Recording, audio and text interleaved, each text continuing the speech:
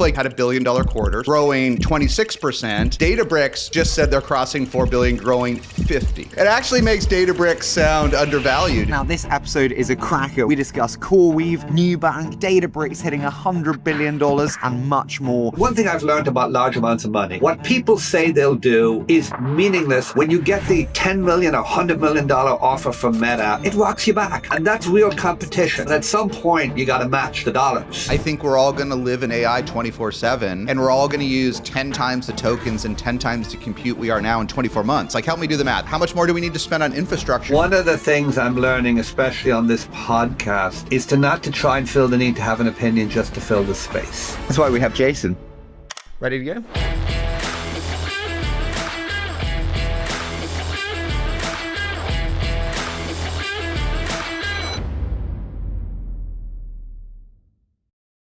Guys, it's the holiday edition. I am dialing in from Greece. You guys are dialing in from the office, but we still get to do this. My mother is sitting outside and she's like, "Are you recording the Rory and Jason show?" I'm like, "This is the one show of mine you listen to these days." She's like, "It's my favorite."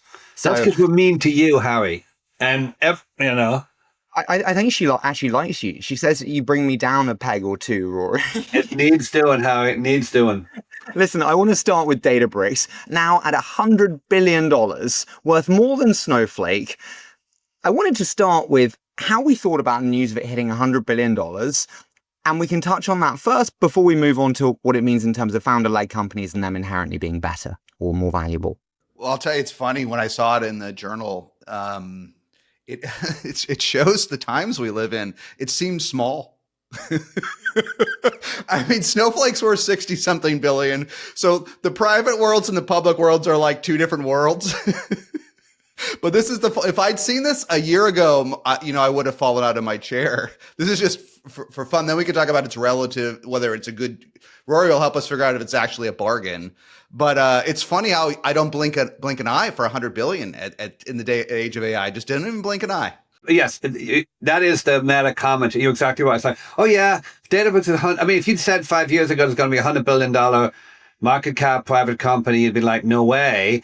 And you got Anthropic at 170, you got SpaceX at 360, you've got OpenAI at 500. The correct response is, yeah, like whatever.